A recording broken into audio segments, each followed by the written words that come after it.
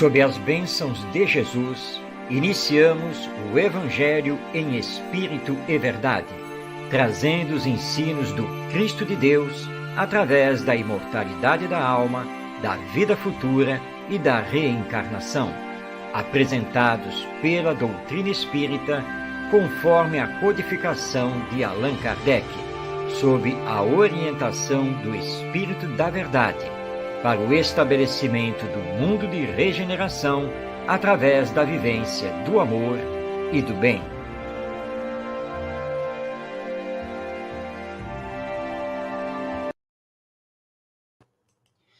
Olá, seja bem-vindo, seja bem-vinda. Iniciamos o Evangelho em Espírito e Verdade, programa espírita que traz até você as lições do Evangelho, sempre sob a ótica da imortalidade da alma, da reencarnação e da comunicação dos espíritos. Nosso programa é ao vivo, você pode fazer a sua participação enviando a sua mensagem, seja através do Facebook, desculpem, ou através do YouTube. Tá? E temos 4 partes do programa. Na primeira, nós estamos estudando o Evangelho segundo o Espiritismo. Na segunda, nós estamos aqui realizando o estudo da obra O Espírito do Cristianismo. Na terceira parte, nós estudamos as cartas de Paulo de Tarso e encerramos o programa com a voz marcante de José Herculano Pires, comentando um tema do Evangelho. Iniciando, então, o programa, vamos colocar aqui na tela a nossa apresentação para iniciarmos a primeira parte, que é dedicada ao Evangelho segundo o Espiritismo. Nós estamos desenvolvendo o capítulo 11, Amar o Próximo como a Si Mesmo. Hoje, nós vamos ver o seu item 8, que é a mensagem A Lei de Amor, dada pelo espírito Lázaro na cidade de Paris, no ano de 1862. Esse tema, A Lei de Amor, comporta 3 mensagens. Hoje nós vamos à primeira, a de Lázaro, mas ainda teremos nos próximos programas as mensagens de Fénelon e também de nosso Sansão, ou Sanson, em francês. Mas hoje vamos nos dedicar a entender o texto de Lázaro sobre a lei de amor. Nós, então, preparamos 2 slides, trazendo o que consideramos que é o principal desse texto do Espírito Lázaro, para que possamos fazer a sua compreensão. Vamos, então, aqui à primeira parte do seu texto, já está aí na tela o slide, onde Lázaro nos diz: o amor resume toda a doutrina de Jesus, porque é o sentimento por excelência. E os sentimentos são os instintos elevados à altura do progresso realizado.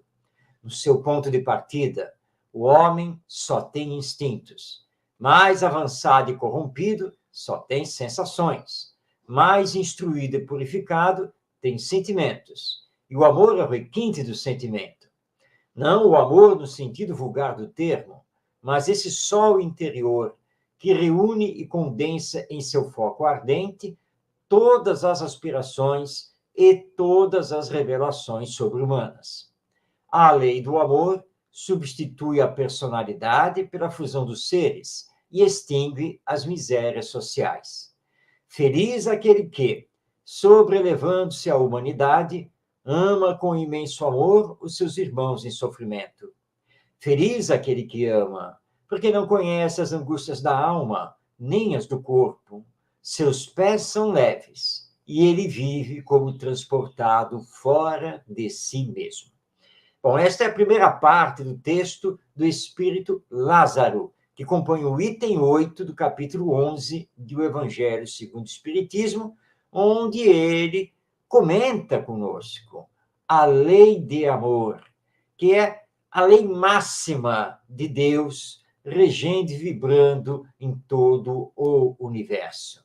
E ele inicia nos informando que o amor resume tudo o que Jesus veio nos ensinar.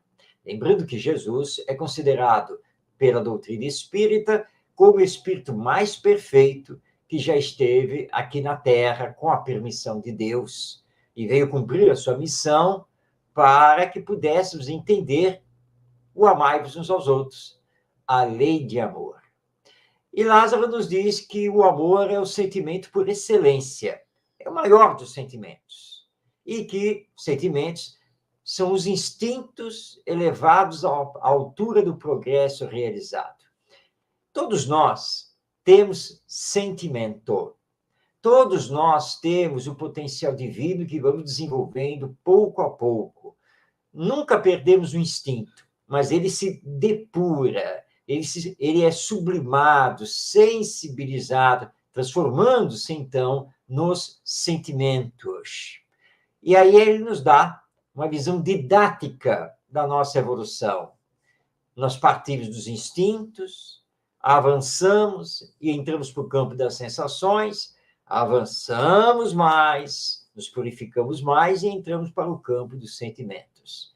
Ele diz que o amor é o requinte, é o toque final do sentimento.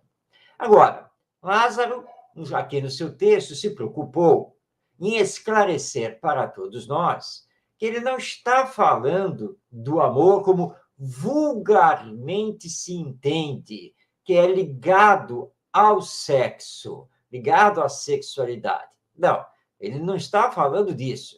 Ele está falando do sentimento maior, que é o amor, e que ele chama aqui de sol interior, né? O sol interior da alma. Aquilo que nos leva a ter os grandes ideais, as grandes inspirações, o trabalho a benefício do próximo, substituindo, como ele também nos coloca, a personalidade egoísta pela caridade. E ele informa que o amor é o sentimento que deve nos unir e que deve acabar com as misérias sociais. E ele nos faz um pedido no final do seu texto para que possamos ir além das questões materiais que envolvem a nossa humanidade, que precisamos amar a todos, e principalmente aqueles que estão em sofrimento. E aí, amando, não vamos dar chance para a dor e para o sofrimento na nossa vida. Os problemas biológicos do nosso corpo serão de menos para nós, porque vamos reconhecer a nossa própria espiritualidade, vamos entender esta nossa condição espiritual e vamos transcender a essas meras questões aqui do mundo material. Agora eu vou pedir licença a você, pedir para que você fique aí relendo aí na tela, né, essa fala do Espírito Lázaro, porque eu vou sair um pouquinho aqui, bem pouco mesmo aqui da nossa câmera, porque eu vou pegar um livro aqui na minha biblioteca, que ela está aqui exatamente do meu lado, sobre essa lei de amor. Aguarde aí, só um momentinho.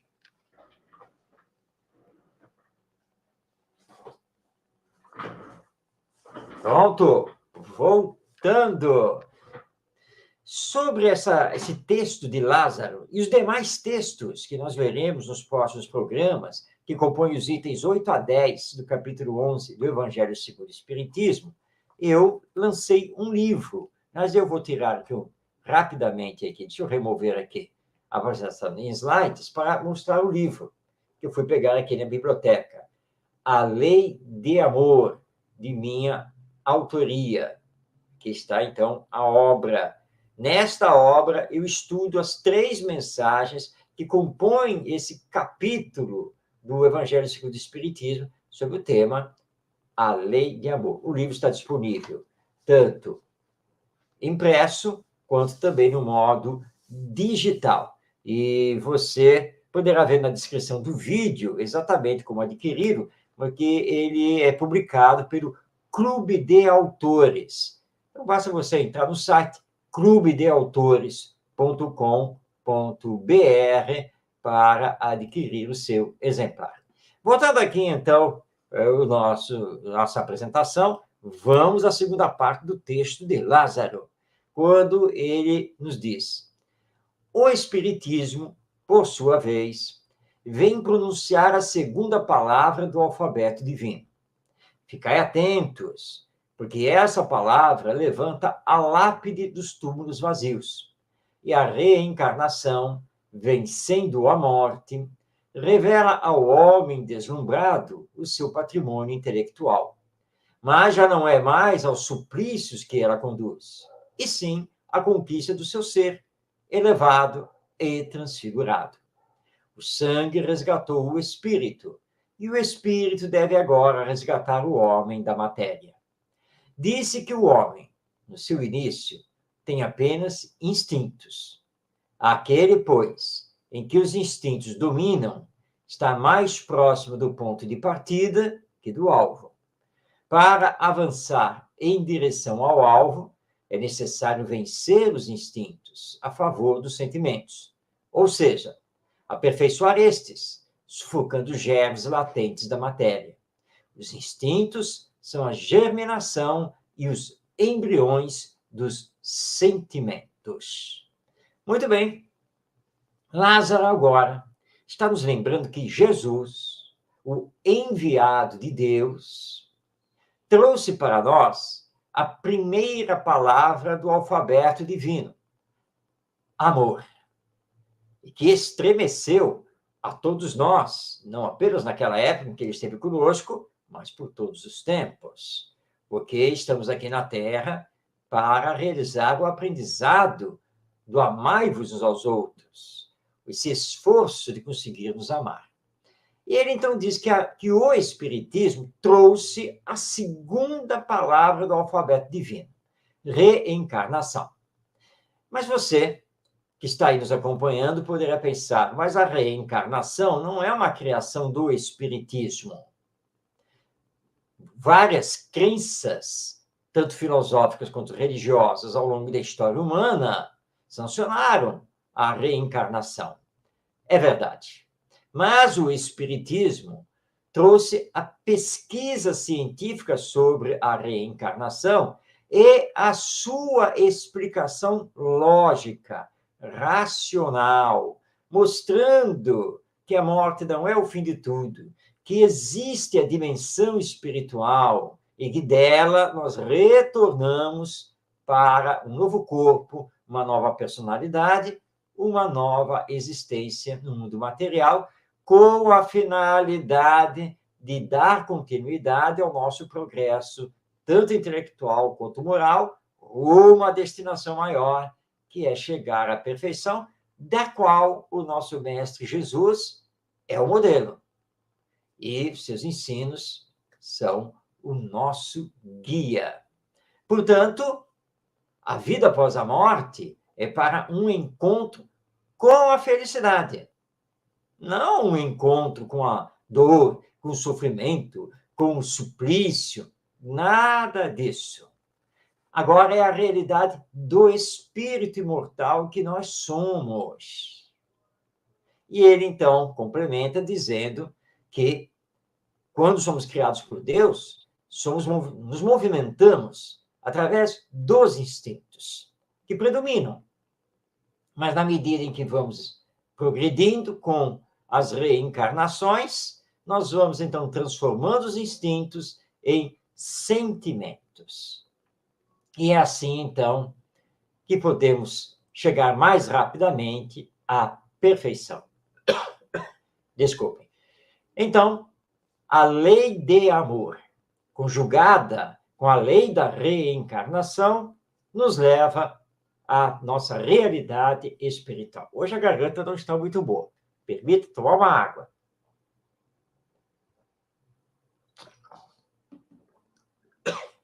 Programa ao vivo é assim mesmo. Nós não estamos aqui com o programa gravado e editado. Nós estamos no ar ao vivo.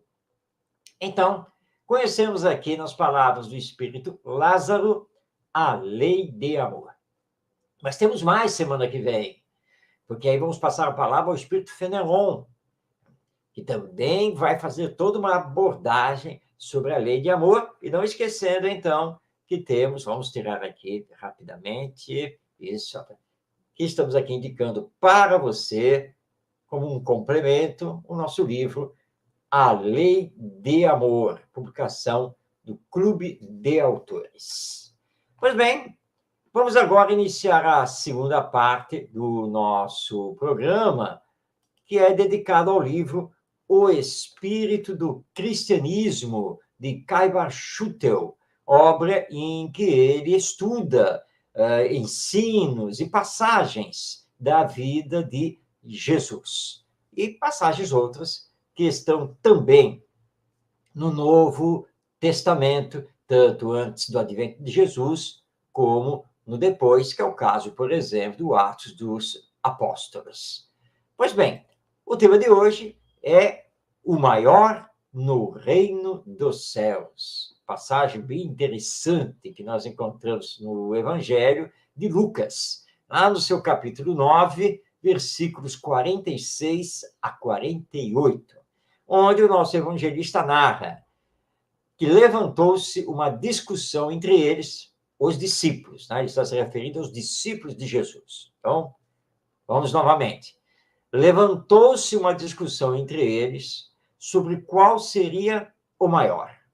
Mas Jesus, percebendo o pensamento dos seus corações, tomou um menino, pô-lo junto de si e disse-lhes: quem receber este menino em meu nome, a mim me recebe.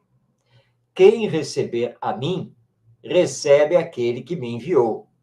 Pois aquele dentre vós todos é o menor, esse é grande. Então, está aí a narrativa de Lucas, nos falando dessa passagem da vida de Jesus, quando ele percebeu que os seus discípulos discutiam entre si de quem seria o maior, ou seja, quem seria o melhor, né? E que poderia logo ganhar o reino dos céus e ficar junto com Jesus. O mestre, então, percebendo que eles estavam nessa discussão, chamou a si uma criança e disse que quem receber uma criança no nome dele, ou seja, em nome de Jesus, é a mesma coisa que recebesse a ele Jesus. E quem recebe a ele Jesus, na verdade, está recebendo a Deus, o Pai, aquele que enviou Jesus. E, portanto, aquele que se fizer o menor é que será o grande no reino dos céus. Vamos passar a palavra a Kaiba Schutel, no seu livro O Espírito do Cristianismo.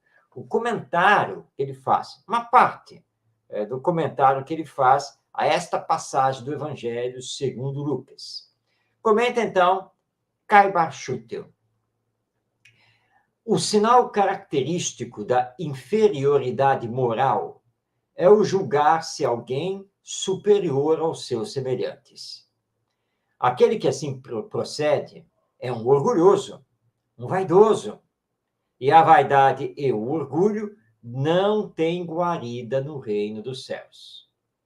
Nos tempos de Jesus, essa mazela já se manifestava nos seus discípulos, lhes querendo tolher os passos para a entrada do reino dos céus.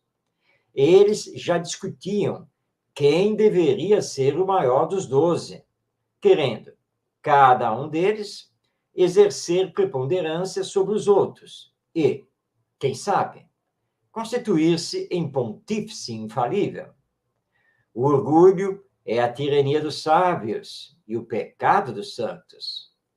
Aqueles, os sábios, se iluminam de tal modo que chegam a petrificar a sua sabedoria. Estes, os santos, tanto se maceram, tanto se comprimem, tanto fazem e desfazem, que também chegam a petrificar a sua religião. Não é isto que vemos no catolicismo romano? Nesta associação, de fato, a religião petrificou-se em sacramentos, porque os sacramentos não passam de práticas materiais. Petrificou-se em igrejas, pois as igrejas não são feitas de almas, mas de pedras, pedras cruas e pedras queimadas. E até metalizou a caridade, pois nada se faz na igreja sem o concurso do dinheiro. O fogo do orgulho e da vaidade tem chamas tão fortes que derreteu toda a humildade, toda a caridade, todo o amor a Deus, todo o desapego aos bens do mundo no sacerdócio católico, fazendo dessas virtudes uma argamassa de ouro e prata, que, fundidas em moedas, se constituíram no grande ideal da religião que domina hoje no mundo inteiro. Mestre, quem é dentre nós todos o maior no reino dos céus? Jesus, que via diante de si um menino humilde e bom, responde: quem, pois, se tornar humilde como este menino, esse será o maior no reino dos céus. O menino não tinha, certamente, a pretensão de ser pontífice. Não se julgava superior a quem quer que fosse. Muito criança e alheio à superioridade de mando e de poder, que tanto tem prejudicado as almas, se conservava humilde e dócil aos ensinos de Jesus, que Jesus ministrava ao povo. Sem espírito pré-concebido, sem preconceitos de castas nem de classes, ele se limitava a ser discípulo. E isto era justamente o que Jesus queria que fizessem seus discípulos, para um dia se tornarem grandes. Aquele que se humilha será exaltado, e o que se exalta será humilhado. Como poderiam, depois dessa sentença proferida pelos lábios do Senhor, serem exaltados aqueles discípulos que, antes mesmo de assumirem a sua missão, já discutiam e pleiteavam orgulhosamente a supremacia? Bom, estas são as palavras de Caibar Schutel sobre esta passagem do Evangelho de Lucas, em que Jesus, respondendo aos seus discípulos, informa que o maior no reino dos céus seria o menor entre eles, ou seja, seria aquele que fosse o mais humilde, o menos orgulhoso, seria aquele que cumprisse a lei da caridade, que se doasse ao próximo, que fosse puro de coração. Esse, sendo assim aqui na terra, seria o maior no reino dos céus. E vemos aqui a exata liderança de Jesus, que, ao responder aos discípulos, não apontou nem este, nem aquele dos 12 discípulos que teria maior condição para encontrar a felicidade, ser maior no reino dos céus. Ele apenas indica que, se queremos ser os maiores no reino dos céus, precisamos ser os menores no reino da terra. Ou seja, humildade, o que nos leva a ter que combater em nós o orgulho. E todos nós temos orgulho. Todos somos, de uma certa forma, orgulhosos. Todos temos problemas nessa área e, às vezes, nos deixamos levar gravemente pelo orgulho. E Jesus percebeu que isso estava perigosamente rondando os discípulos, porque eles estavam discutindo entre si quem seria o preferido de Jesus, quem teria a melhor condição espiritual, quem, no depois da morte, já adentraria ao reino dos céus junto de Jesus, para ser o braço direito dele. E, com a partida de Jesus, quem entre eles teria que liderar o grupo?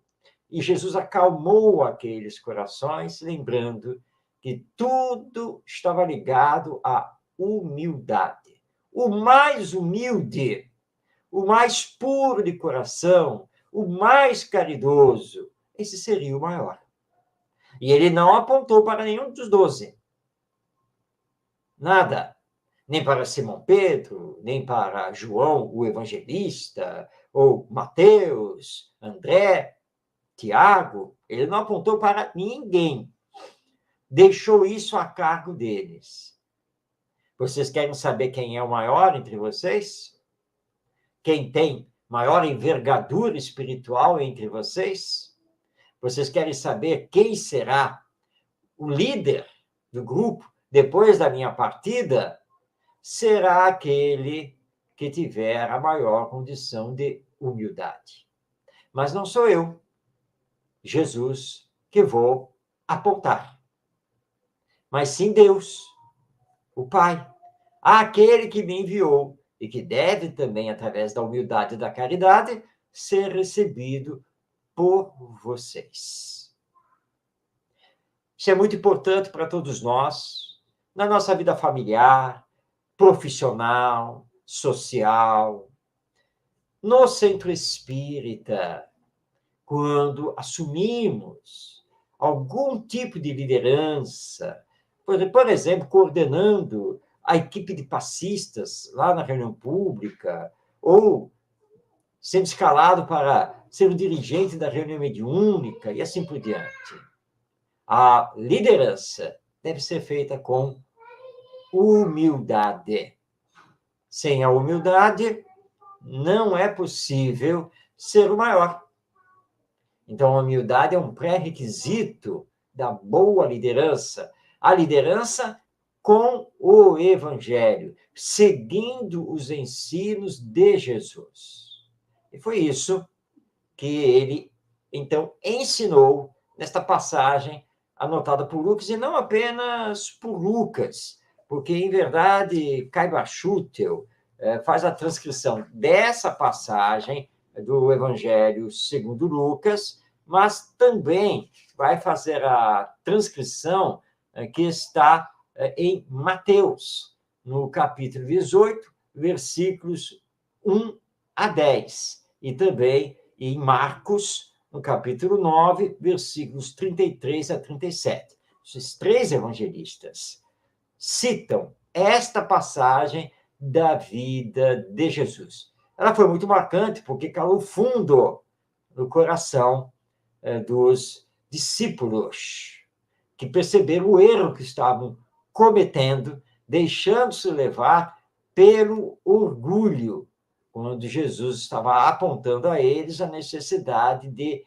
humildade. E quem tiver que ser, será. Que essa não fosse a grande preocupação e que não seja a nossa grande preocupação aqui na Terra. Nós estamos aqui para aprender o amor ao próximo. E, portanto, nas nossas atividades, sejamos antes colaboradores, com fraternidade e solidariedade, sem procurar nenhum tipo de distinção.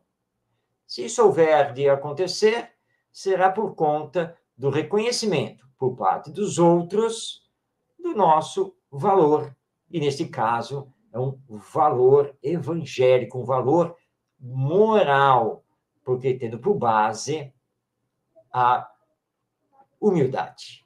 Muito bem, com isso nós encerramos a segunda parte, onde, vamos retornar aqui o slide, nós estudamos mais um capítulo do livro O Espírito do Cristianismo, do nosso Caibar Schutel. Veremos semana que vem mais uma passagem dos evangelhos para fazermos esse estudo à luz da doutrina espírita. Pois bem, agora nós vamos iniciar a terceira parte, onde estudamos as cartas ou epístolas de Paulo de Tarso, o apóstolo dos primeiros tempos do cristianismo.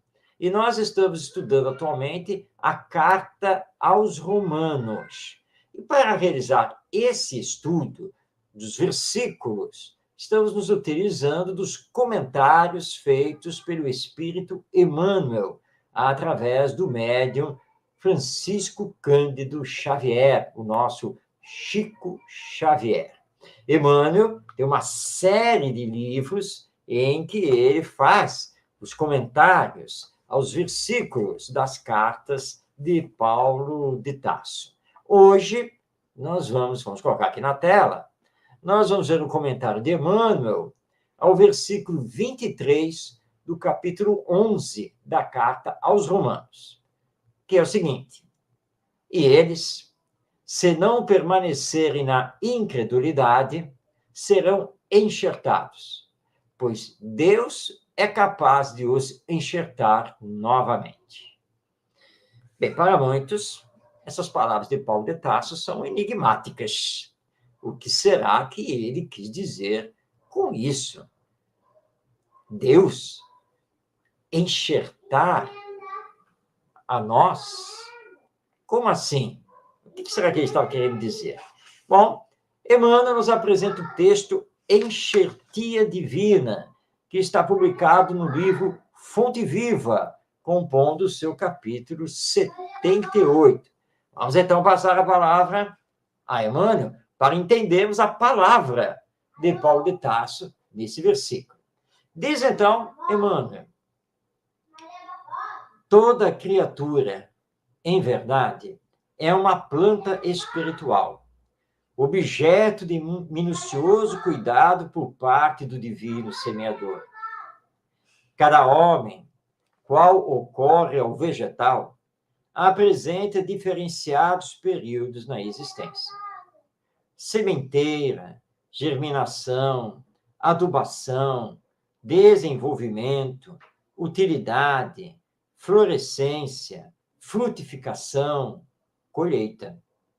Nas vésperas do fruto, desvela-se o pomicultor com mais carinho pelo aprimoramento da árvore.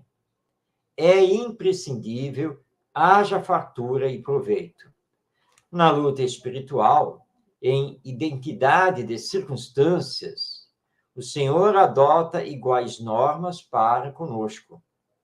Atingindo o conhecimento, a razão e a experiência, o pomicultor celeste nos confere preciosos recursos de enxertia espiritual, com vistas à nossa sublimação para a vida eterna. A cada novo dia de tua experiência humana, recebes valioso concurso para que os resultados da presente encarnação te enriqueçam de luz divina pela felicidade que transmites aos outros. És, contudo, uma árvore consciente, com independência para aceitar ou não os elementos renovadores, com liberdade para registrar a bênção ou desprezá-la. Repara atentamente quantas vezes te convoca o sublime semeador ao engrandecimento de ti mesmo. A enxertia do alto procura-nos por 1000 modos.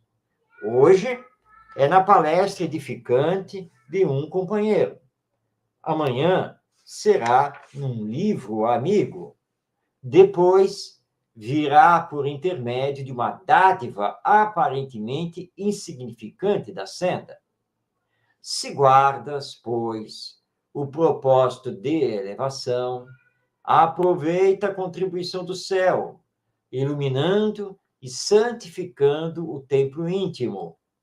Mas se a incredulidade, por enquanto, te isola a mente, enovelando-te as forças no carretel do egoísmo, o enxerto de sublimação te buscará debalde, porque ainda não produzes, nos recessos do espírito, a seiva que favorece a vida abundante. Então, essas são as palavras do benfeitor espiritual Emmanuel, nos explicando este versículo da carta de Paulo aos Romanos. E é muito interessante quando ele nos compara a nós, seres humanos, espíritos reencarnados, a uma planta. Hoje a garganta não está querendo cooperar, mas é assim mesmo. Então, ele nos compara a uma planta espiritual.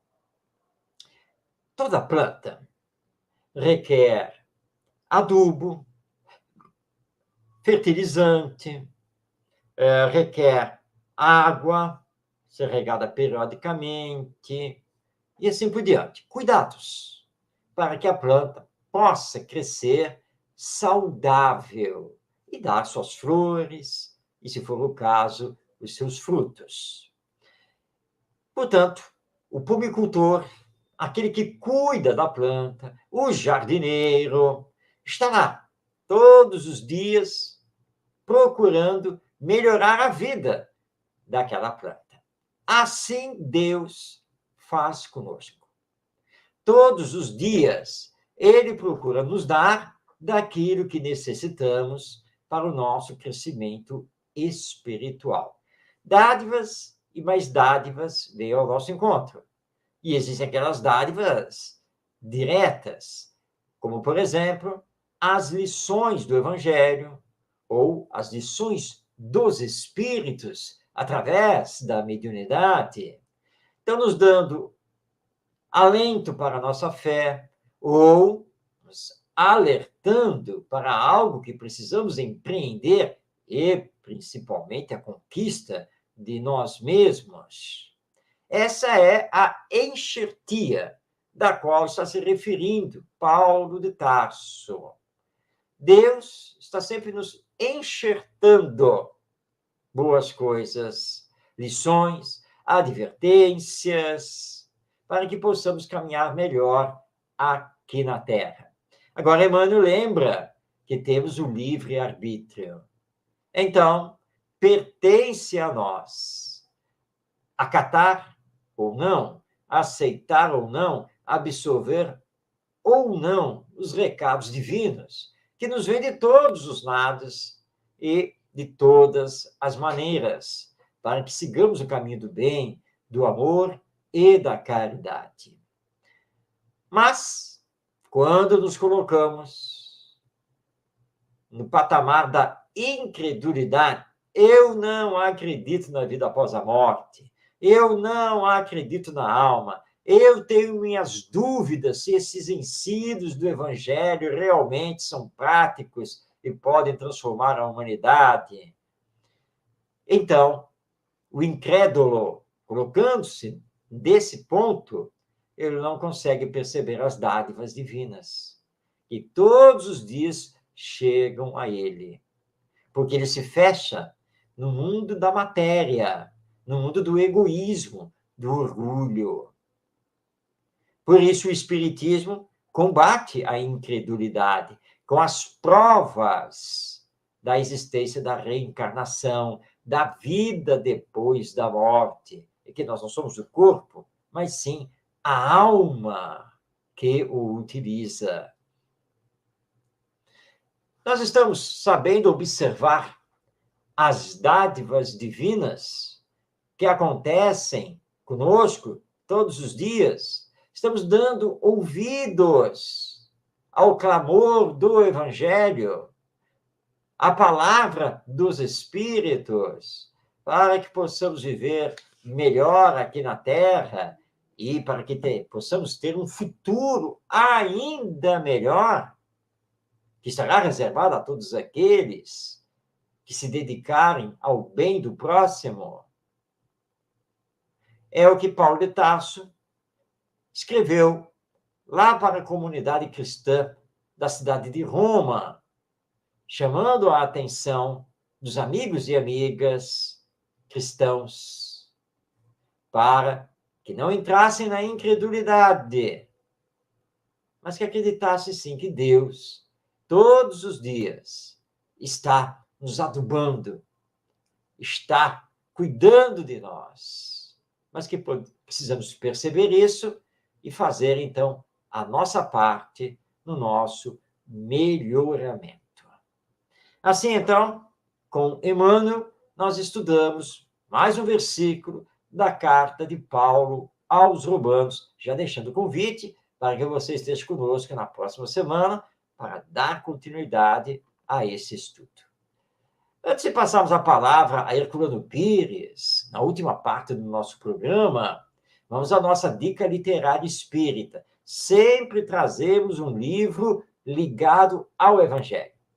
E hoje, mais uma obra do espírito Amélia Rodrigues, nossa querida companheira, professora das terras baianas, que depois da sua desencarnação, retornou através do médium Divaldo Pereira Franco e nos brindou com uma série de livros onde ela estuda o Evangelho à luz da realidade espiritual da vida. E entre esses livros, nós temos o Primícias do Reino, uma obra maravilhosa, que eu tenho certeza que você vai gostar muito e que você vai querer reler, se você já conhece esse livro. Então, essa é a dica literária espírita de hoje. O livro Primícias do Reino, do espírito Amélia Rodrigues, através do médium Divaldo Pereira Franco. Não deixe de fazer a sua leitura, porque é uma obra fantástica e que traz Jesus para os dias de hoje, para nós, para o nosso melhor entendimento. Muito bem, vamos agora à quarta e última parte do programa, que é aquela onde nós passamos a palavra a José Herculano Pires. E queremos aqui deixar o nosso agradecimento a todos os diretores e colaboradores da Fundação Maria Virgínia J. Herculano Pires, que resgatou os áudios do programa No Limiar do Amanhã, que Herculano Pires fazia entre os anos de 1970 e 1974 na Rádio Mulher, lá em São Paulo, capital. Na época, os áudios eram gravados em fita, não fita cassete, mas fita de rolo. Se você não conhece isso, vá depois no Google e faça a sua pesquisa. Gravador de fita de rolo. A marca Akai, por exemplo, que era muito famosa. E a Fundação conseguiu resgatar boa parte dos áudios e os disponibilizou no seu site. Ou seja, você pode ouvir na íntegra o programa No Limiar do Amanhã no site da Fundação Maria Virgínia e J. Herculano Pires. Põe no Google a pesquisa Fundação Herculano Pires e já vai aparecer o site e você vai se deliciar com tudo. Aqui no programa, nós estamos trazendo apenas, então, somente a parte do comentário que Herculano Pires fazia sobre uma lição do Evangelho. Tá? E se você, além de ouvir, quiser ler, a editora Paideia, que é ligada à Fundação, lançou os textos nessa obra que está aí na tela, o Evangelho de Jesus em Espírito e Verdade. Vamos, então, acompanhar a voz marcante, profunda e, ao mesmo tempo, amorosa de José Herculano Pires.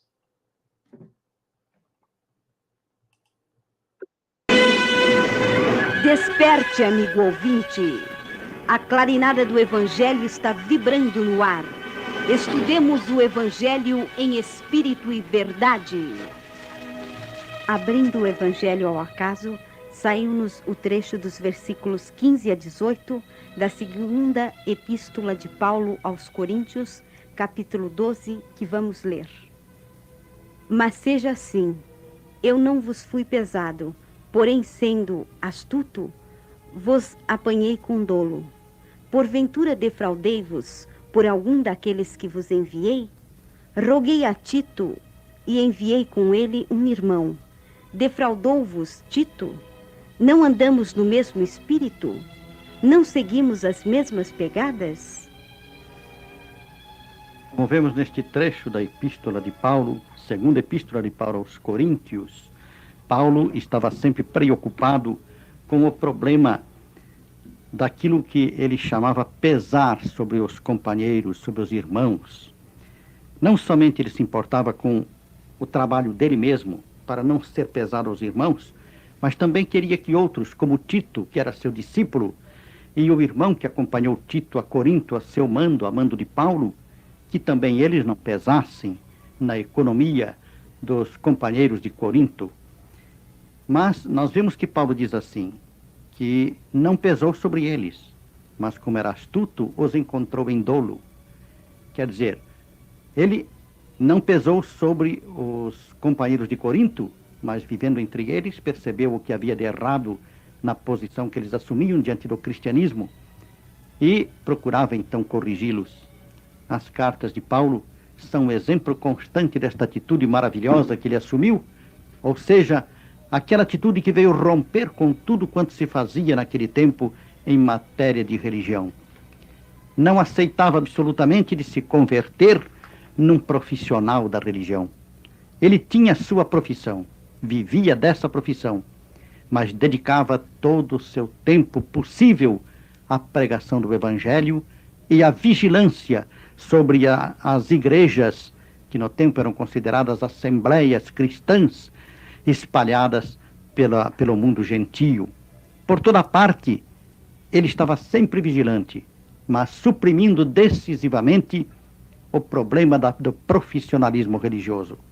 Este cuidado de Paulo, apóstolo, com referência a ele próprio e aos outros apóstolos também, dos quais ele exigia a mesma posição, é muito importante, porque, segundo nós vemos hoje no Espiritismo, e de acordo com uma das mais belas mensagens de Emmanuel, a religião organizada pode tornar-se no cadáver da religião, se esta organização se estender de tal maneira a transformar cada igreja numa espécie de empresa com seus funcionários para todas as execuções necessárias dos serviços religiosos.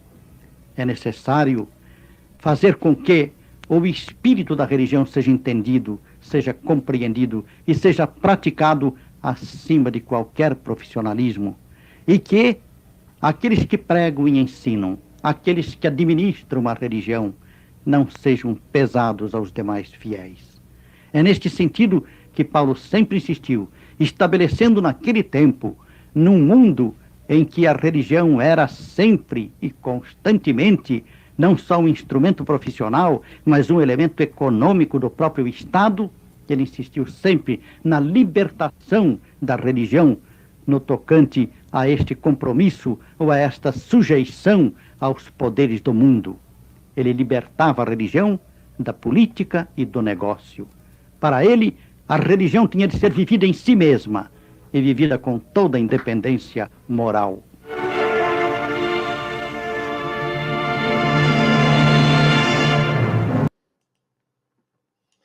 E assim tivemos a palavra de José Herculano Pires, baseada na segunda carta de Paulo de Tarso aos Coríntios. E o Herculano Pires realmente é uma palavra bem profunda, um grande entendedor do Evangelho à luz da doutrina espírita. Com isso, nós chegamos ao final do programa O Evangelho em Espírito e Verdade. Mas vamos a alguns recados a você que está nos acompanhando. O primeiro deles é lembrando que o nosso programa é feito ao vivo, toda quinta-feira, às 5 da tarde, e ele é transmitido pela Web Rádio Cristo Consolador, tanto através do Facebook quanto do YouTube. Então, você pode fazer a sua participação. Mas se esse dia e horário não permite que você nos acompanhe, não se preocupe. Agora é o segundo recado. O vídeo do programa, ele fica disponível automaticamente no canal da Web Rádio Cristo Consolador no YouTube. E também, na sequência, ele fica disponível no canal Orientação Espírita. Então, através do YouTube, você tem 2 canais para poder assistir o nosso programa a qualquer tempo. E não apenas este, mas todas as edições do nosso programa. E nós que já estamos há 3 anos no ar com o Evangelho em Espírito e Verdade. Não deixe de divulgar, E não deixe também de fazer a sua participação para que possamos levar a palavra espírita, esclarecendo o Evangelho às mentes e aos corações de todas as pessoas, Brasil e mundo afora, através da internet. O meu muito obrigado pela sua companhia, por você estar aqui conosco, que possamos nos encontrar semana que vem para mais uma edição, mais um episódio do nosso programa. E que Jesus, nosso Mestre, nos abençoe, que todos nós temos dias não apenas de paz, mas dias de boas realizações, vibrando no amor, o maior dos sentimentos. Um grande abraço e até semana que vem.